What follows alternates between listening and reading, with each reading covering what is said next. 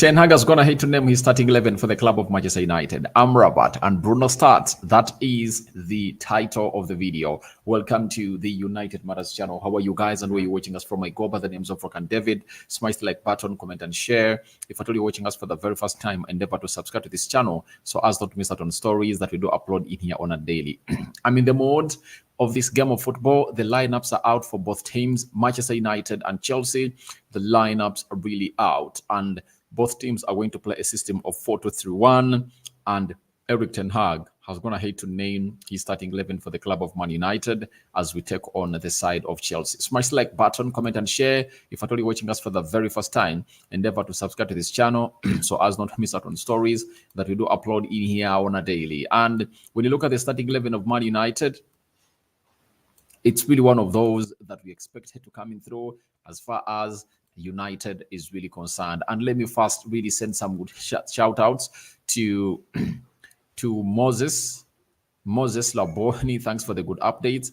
And there is also Asimwe Dennis, who also says United win, and he goes in there for you. Now let's get straight into the starting 11 of the club of Man United. That's going to need to be put up by the social media team for the club of Manchester United as confirmed by Erik ten Hag. We are having Andre Onana, Lindelof, Amrabat, Harry Maguire, Bruno Fernandes, Rasmus Højlund, Alejandro Garnacho, Diego Dallo, Anthony, Luke Shaw, and Scott McTominay. That is the starting 11 for the club of Manchester United. Then the substitutes have Ben Dair, Evans, Reguilon, Aaron Wan-Bissaka, Kobe Menu, Pelestri, Donny van de Beek, Marcus Rashford, and Anton Martial.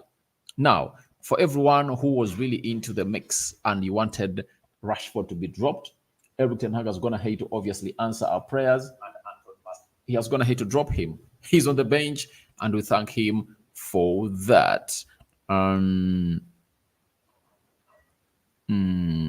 the way, Varane is not on the bench. Varane is not on the bench. We don't know exactly what's happening between Varane and Erik ten Hag. Then we are having Sanchez for Chelsea, Disasi, Thiago Silva, Colwill, Cucurella, Moise Caicedo, Enzo Fernandez, Carl Palmer, Sterling, Mokalo Modric, Nicholas Jackson. That is the starting 11 for Chelsea, and their captain is Raheem Sterling. The bench has Petrovic, Chilchrist, Badia Shield. There is James. I think that's Resh James. Matsen. Kadledeni. Then Matos, Washington, and Broja. That is the bench of the side of Chelsea. So that is what the manager for the side of Chelsea is going to hit to name as the starting 11 for the club of Chelsea. And after that, we are obviously going into what we call the formations that Erik ten Hag is going to hate obviously coming through and name to obviously take on the side of Chelsea. And let's go to the formation of Man United. Erik ten Hag has chosen a system of 4-2-3-1 as usual, and Andre Onana maintains his position in goal.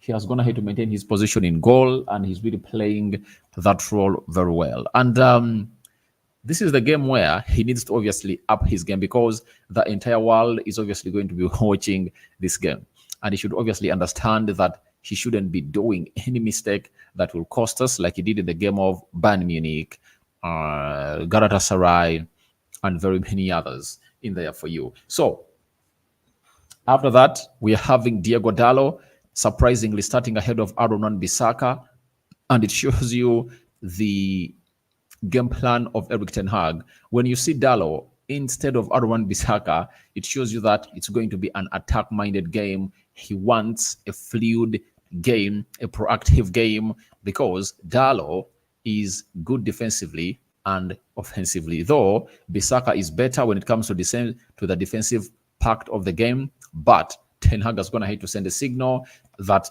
all he needs is simple. He needs a proactive right back to take it on. Luke Shaw is being played as a left back, and it shows you how Erik ten Hag is going to hate to obviously understand that I need to have functioning fullbacks into this beautiful game of football. And I won't be surprised if at all our game plan is obviously going to thrive onto Dalo and Luke Shaw, because both have a fantastic cross onto them, and we might really play a system that is obviously going to create lots of spaces into those spaces are going to run it through and then hit those crosses to target Rasmus Højlund. Then Lindelof gets back to the starting 11 of Man United on the right-sided centre-back. Remember, he never played a minute in the game of Newcastle, and it looks like the manager rested him for this game of football. Harry Maguire, I think, is playing on the right. This is a mistake. So he plays on the right side of the central defense, and Lindelof is playing onto the left side of the central defense. And Harry Maguire has been named the Premier League player for the month of November. That is it. Harry Maguire has been named the Premier League player for the month of November, and that is it. That is it for him, and everything is really going on well for the side of Harry Maguire. And I know they're obviously going to be having a decent game today, because we are at Old Trafford, and the manager looks like he's going to have to make some good changes that we are all calling in for. Then Scott McTominay and Amrabat playing the double pivot, and I was going to be shocked in this game if at all Amrabat was not going to start in that midfield, because Ten Hag has shown us that every time he needs a win, he brings on Amrabat. In hard games, he gives Amrabat a go, meaning that he knows his capabilities and what he's all about. And I think if at all I'm Amrabat, I should utilize this chance and really understand that this is the time for me to obviously prove to the manager that I deserve to be starting in the absentia of Casemiro, and end the rumors that United are not willing to sign me on a permanent deal from Fiorentina. That is it. So Amrabat has been given a very good go into this beautiful game of football, and I really understand that he's going to go exactly into that. Playing in that double pivot with Scott McTominay help us a lot, because Amrabat is a CDM. Him being a CDM, he obviously offers the qualities of a CDM: the physicality, press resistance, passing, switch of play, his pace.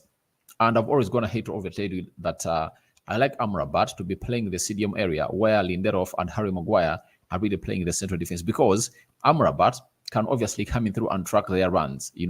He can track their runs back, and if at all there is a player that is very fast like Nicholas Jackson, Amrabat can help us track a little bit. And Scott McTominay, he's going to be played as a number 8. That is the box-to-box role, is what Scott McTominay is going to be playing for the club of Manchester United tonight. So Anthony has been given this go, and I think he's one of those players I really called in for him to start, because Rashford was not in the best brain for him to start in this game. No way he would love to see that Rashford would have gone into this game, because his body language was nowhere near starting this game. And Anthony had gone ahead to put in a very good shift in the game of Galatasaray, and he is given another start into this game of football. So Anthony has a very big day today, because he has gone ahead to exchange words with Paul Scholes, and Paul Scholes has gone ahead to let him know that please go run, score goals, and pass that ball. Now we are going to get to see, is Anthony going to do exactly what Paul Scholes has gone ahead to let him do?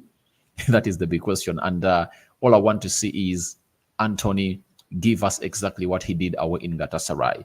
If you happen to put up a show and you are Anthony away at home in Galatasaray, now you are having 70,000 fans plus behind you. So what do you have to say about it? You are having fans that are behind you. It's time for you to obviously show us that you are ready to obviously take this to the next level and really humiliate that Chelsea boy known as Colville, and obviously put him to where he deserves to be. That is it. Then Alejandro Garnacho is played as a left attack midfielder. I was a little bit worried that maybe Erik ten Hag won't start Garnacho because of the very many games Alejandro Garnacho is going to have to start. But Ten Hag is going to have to prove to us that He is young, he's just 19. He hasn't played a lot of football, so he needs to obviously get his body ready for such games. And in games like this, it's where a player like Alejandro Garnacho is supposed to make his announcement that I'm here. In the previous 3 games of Man United, I was going to hate to score 2, and he has gone ahead to miss out to score in the game of Newcastle. And this is another game that comes into his play to obviously get us to where we deserve to be as a club of Man United. And Garnacho is having an audience behind him that he should use. Bruno Fernandes obviously becoming a better player because his composition is really taking on a lot. He's taking his composure to the next level, and that's exactly what you'll need as a United fan to see to it that Bruno Fernandes really composes himself. And one thing you should know about him is he's a big game player. He is a big game player. And the last time we played Chelsea at Old Trafford, he scored a penalty. So he's a big game player, and no one can stop him from obviously really shining in big games because he takes the responsibility of his fellows and obviously does the needful. But my problem of Bruno Fernandes is his positional discipline. Why do you have to run this side when there is Anthony? Why do you have to run to the left when there is Garnacho? I want him to run centrally. Let Garnacho do his job. Let him track back. Let Anthony do his job and track back. And let Bruno Fernandes come and obviously do the needful and really stand in here. I want to see him making defensive runs in the central axis because going forward, he does exactly what I expect him to be doing. But the problem has always been what Bruno Fernandes does when he's defending. He runs everywhere like a headless chicken, something that I really hate to my bone marrow. I really hate it. And he should be doing better and better far than that. Then who is leading the line? Rasmus Højlund.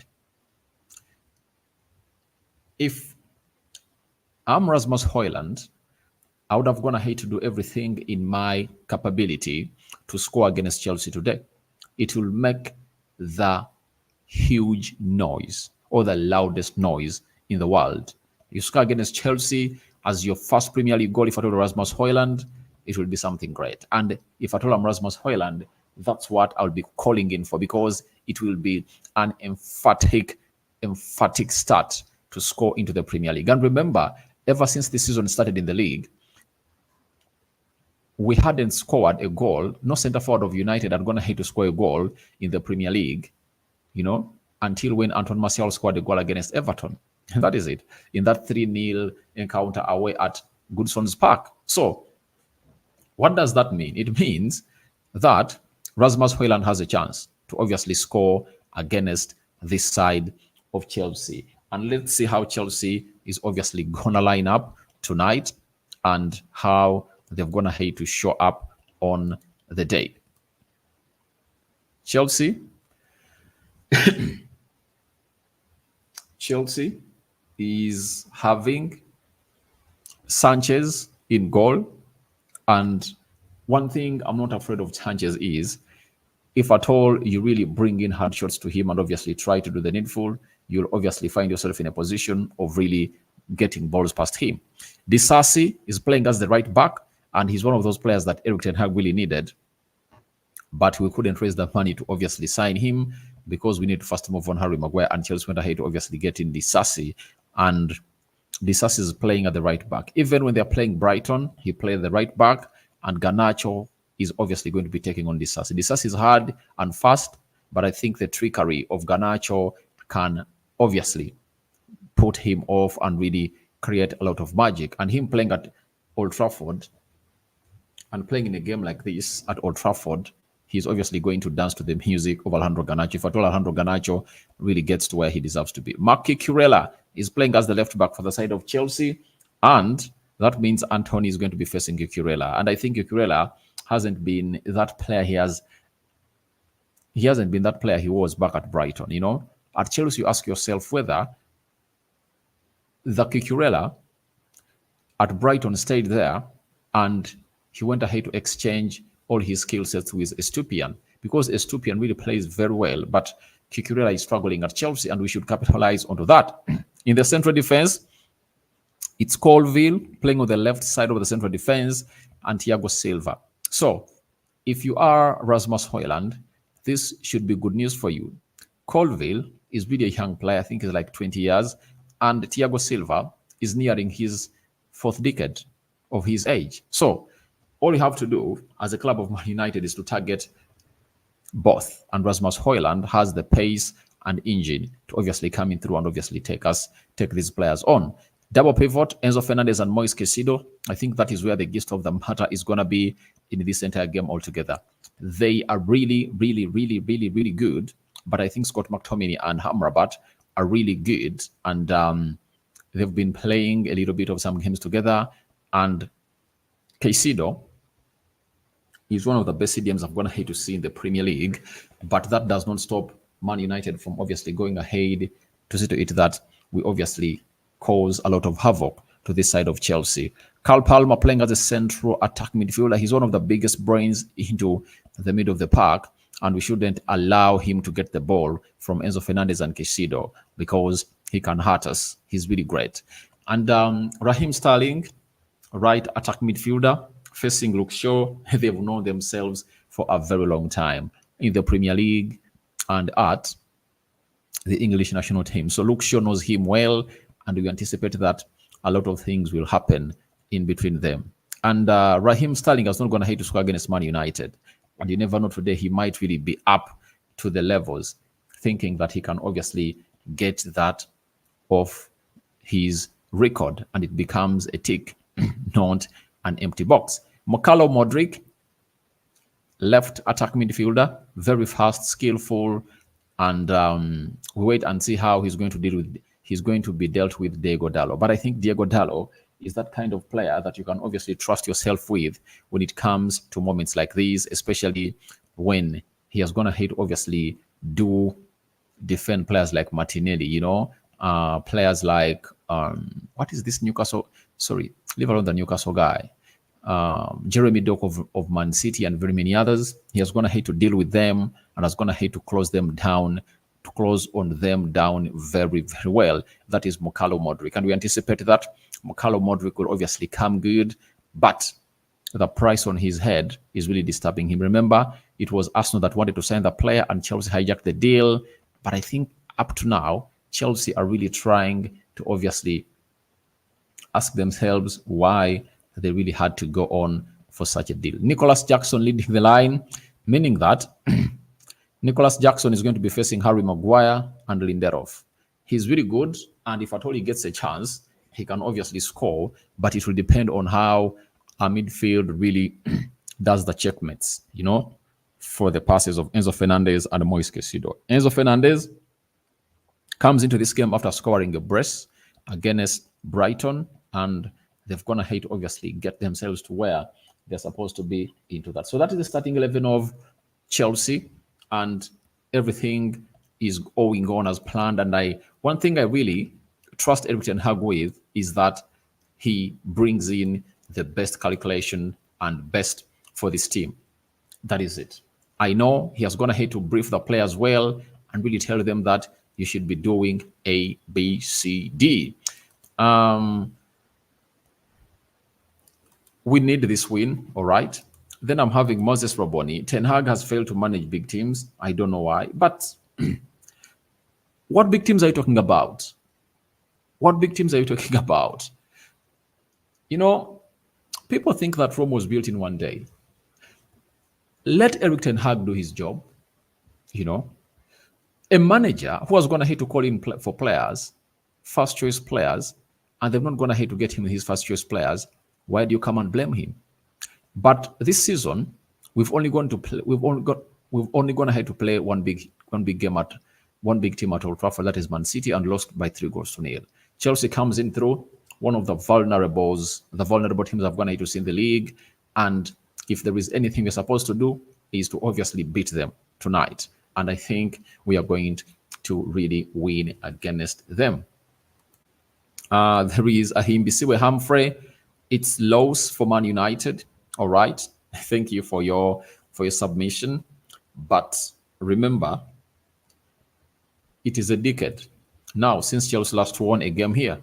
Even in the time when Chelsea had the hazards, they never came at Old Trafford and really got points. So, do you think they're going to get points at Old Trafford today when they're having the Modrics of this world? I doubt. I doubt. I'll give United a forehand to obviously win this game of football. And I see a 2-1 win for the club of Man United tonight, or even go better and better, because the players of Man United have been attacked so much in the media, and they want to prove to the world that they are behind their manager. And this is the game for them to prove to the world that they're 100% behind the club or the manager, Erik ten Hag. Adebare Opeyemi, 2-1 win for the club of Man United. And if at all you want to put in your prediction, go into the live chat. I'm going to hate to pin up what we call a poll, and you can as well tell me your prediction. Either a win for Man United, draw for Chelsea, and a win for Chelsea in there for you. So one big story, there are two big stories that I want to obviously break down a little bit before we obviously continue. One, Man United and Erik ten Hag have decided to drop the man himself. That is, they've decided to drop the man himself. That is Rashford. And I've seen Erik ten Hag say something about dropping Rashford. Erik ten Hag on why Marcus Rashford and Anton Martial are benched. He said, "We played bad as a team against Newcastle. We can't blame individuals for it. It's part of rotation." So he's like telling us that these two players, really had a very bad game against Newcastle and they don't deserve to start. That is it. And I'm really okay with him. I'm really okay with him, because if a player starts and doesn't really put in an intent to show it that he wants to obviously get the team to where he wants to be and wants to keep his position, then why start him? And for Marcus Rashford, it has been recurring a lot. It has been recurring a lot this season. He has gone ahead to start almost every game, and he has not gone ahead to produce any positive thing apart from the assists put up against Nottingham Forest. But for the rest of the game, Rashford has always been a joke. And for me, dropping him is the biggest highlight of the game. Is the biggest highlight of the game. I want him to be on that bench, because if Anthony comes in through and performs well, there is no reason. There is no reason for him to obviously get into the starting 11 of Man United. He should be on the bench until when he proves that he should be starting this game. And for now, I don't think there is any fan of United that's going to come out and really say Erik ten Hag is really a bad manager. How doesn't he start Marcus Rashford? We've been slating Erik ten Hag for starting Marcus Rashford always. And guess what? He has gone ahead to obviously make a final decision that maybe Rashford is not yet to become good as was last season, and Garnacho might be the man of the moment. And we have to admit that I'm one of those people that have gone ahead to obviously tell you that Garnacho, with his skill set and talent and his end product that he puts to the game, Rashford's position is not safe. That is it. Garnacho is going to obviously out compete Rashford. Garnacho is 19. He is a different caliber of player altogether. He does exactly what you want him to do. And he does lots of things for the club of Man United. If you remember very well this season, there is in the game of Brentford, I think he really contributes to the equalizer before the winner comes in through. Those are really secondary assists that people don't obviously think about. And there are even other games that Garnacho have come out and really impacted. You know, he has been coming off the bench, and here he comes to start, proving himself. And if at all there is a player I'm really seeing a goal of United in, it's Alejandro Garnacho. 3 goals scored this season, 1 in the Premier League, 1 in the Champions League, and 1 in the Carabao Cup. 3 goals so far this season. Remember, last season he only scored 4 goals, and right now he has 3. I think he scored 5 last season.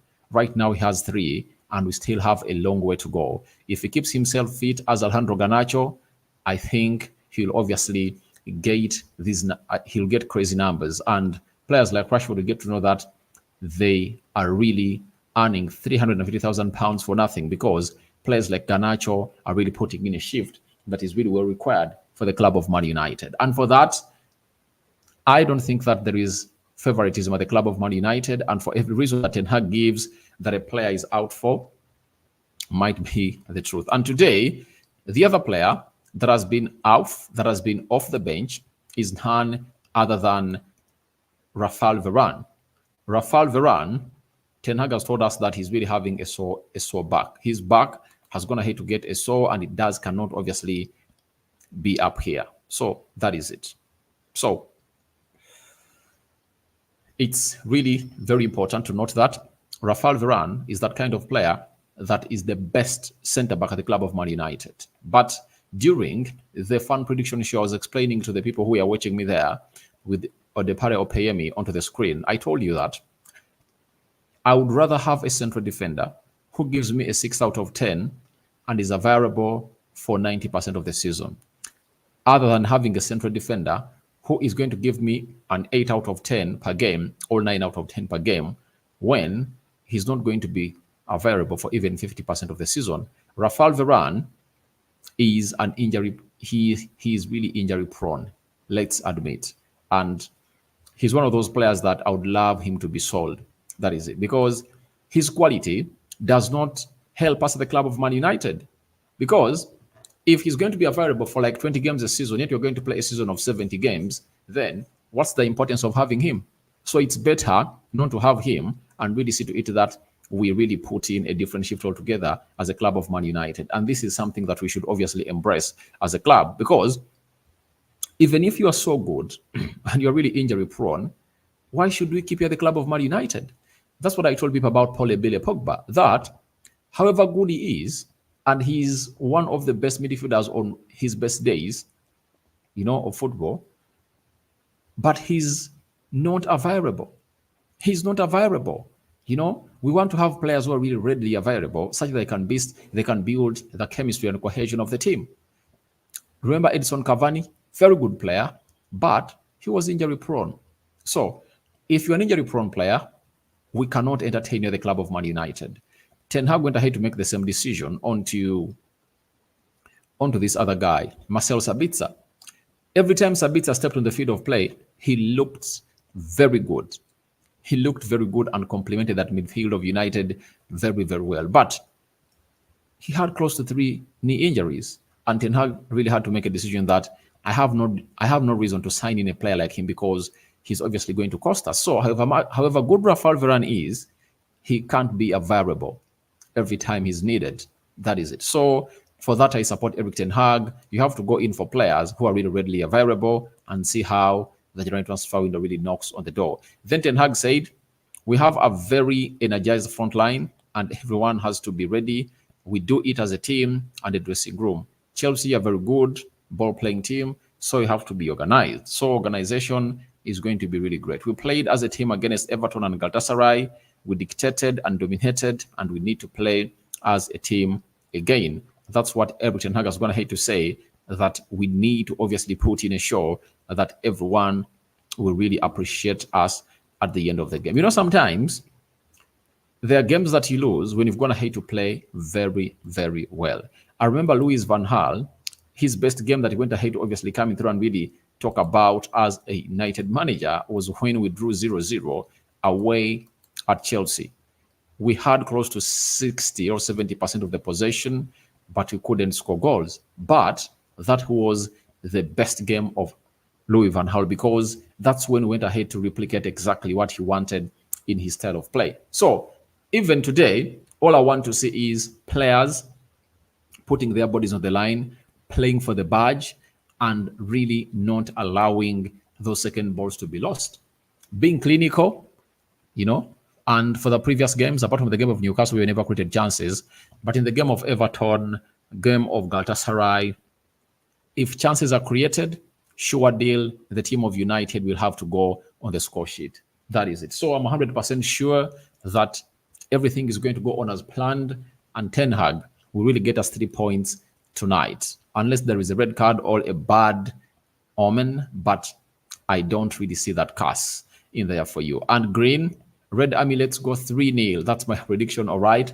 Thank you very much for obviously coming in through and obviously telling us what you think about this beautiful game of football. And let's end this poll, as we call this an end. Man United win, 62% are really calling in for a win of Man United, and 23% are calling in for Chelsea win, draw at 13%. So that's what we've gone ahead to have onto this channel. Thank you everyone who's been part of this live video, and don't forget to subscribe to this channel so as not to miss out on stories that we do upload in here on a daily. We are going to return with the match reaction after this game of football is done and dusted. Rock and David remains my name. The game of football starts in the next 20 minutes. Hope you guys are going to enjoy it. And then after, we'll be here coming in to obviously give you what our thoughts are about those games of football. Man City is going to play against Aston Villa at the same time United kicks off its game. Then Liverpool has gone ahead to play 19 minutes so far, and it's 0-0 with Sheffield